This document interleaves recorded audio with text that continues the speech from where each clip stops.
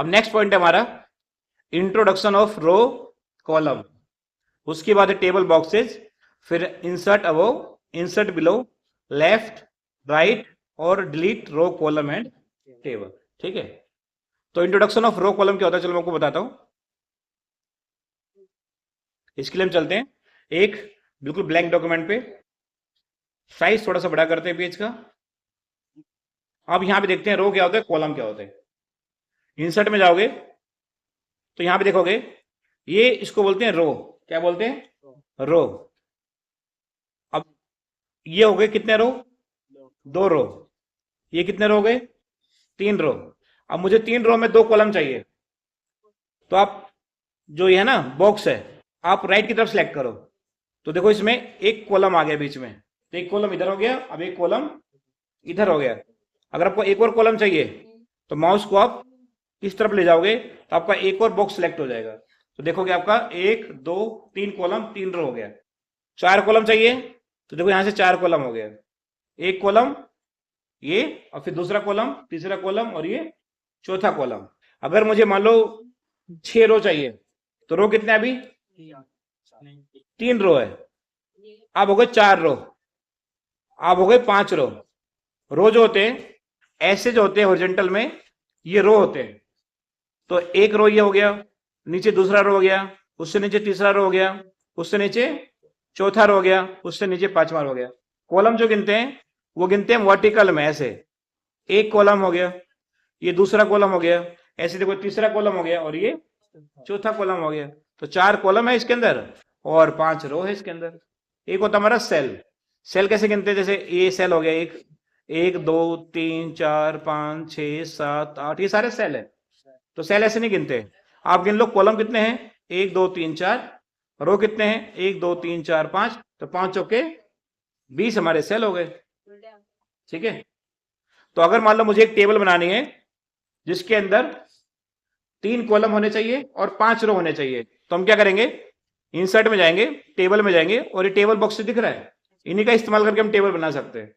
तो मुझे 3 कॉलम चाहिए, तो 1 2 3 कॉलम हो गए।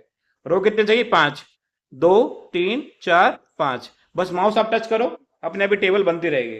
देखो ये 3 कॉलम 5 रो की टेबल बन चुकी है। इसमें काम कैसे करते हैं वो देखो। अगर यहां पे लिखा मैंने नेम, नेम, अब मुझे आगे जाना है, तो आगे जाने के लिए आप टैब का भी इस्तेमाल कर सकते हो और एरो बटन का भी इस्तेमाल कर सकते हो। तो मैं टैब का इस्तेमाल कर रहा हूं, देखो मैं आगे आ गया। यहां पे लिखना मुझे नाम के बाद क्लास, यहां लिखेंगे हम क्लास, और फिर आगे जाना है अगले कॉलम में, तो फिर टैब बटन दबाएंगे, अगले कॉलम में आ जाओगे। यहां पे लिखेंगे हम रोल नंबर। बताओ समझ में आया कि नहीं है। अब हमें नीचे आना है, तो नीचे आने के लिए हम एरो बटन का इस्तेमाल करेंगे, देखो नीचे आ जाओगे। अब इधर आना पीछे, तो आप एरो इस्तेमाल करोगे, लेफ्ट एरो, सबसे आगे आ जाओगे। अब यहाँ पे आप नाम लिख सकते हो, जैसे नाम लिख दिया मैंने राजेश। फिर आगे जाने के लिए टैब बटन। अगर आप एरो का इस्तेमाल करोगे ना तो काम लेट होगा। अगर आप टैब बटन इस्तेमाल करोगे, देखो यहीं पे बगल में टैब है, तो आप आगे जाओगे जल्दी से फास्ट। क्लास 10th हो गई, रोल नंबर इसका मान लो 1 हो गया।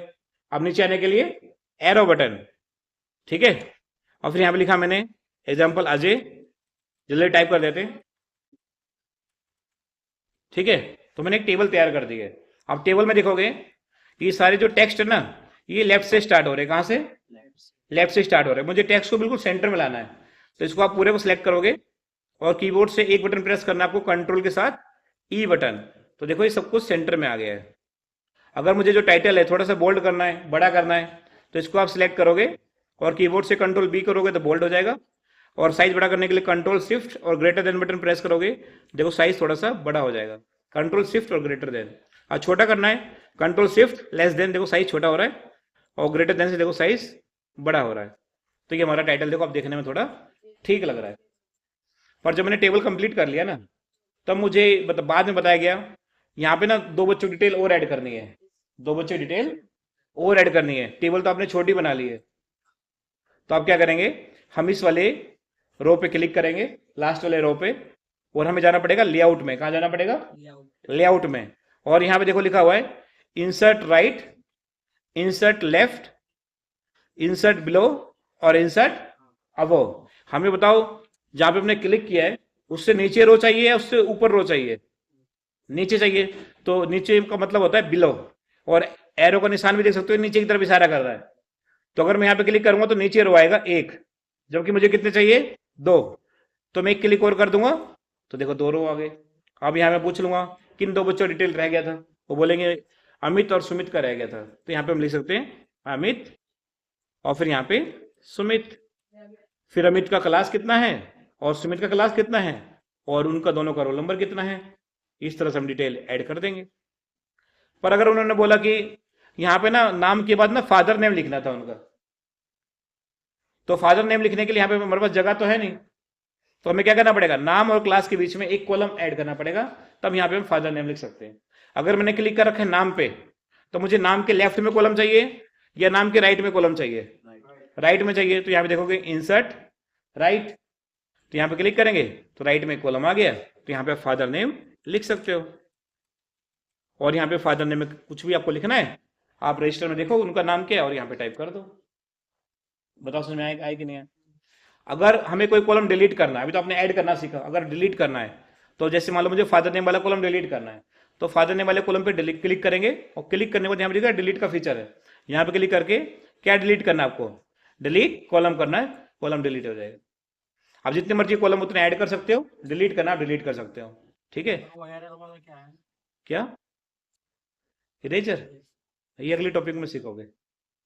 ठीक है, उसके बाद देखो क्या है, अगर मान लो मुझे कोई रो डिलीट करना है, जैसे यहाँ पे लिखा है ब्रजेश, इसका डिटेल मुझे डिलीट करना है ब्रजेश का, तो यहाँ पे क्लिक करोगे और डिलीट में जाके डिलीट कॉलम करेंगे या रो करेंगे, बिल्कुल सही, क्योंकि ये रो है तो रो पे क्लिक करेंगे, ब्रजेश का डिटेल डिलीट हो जाएगा।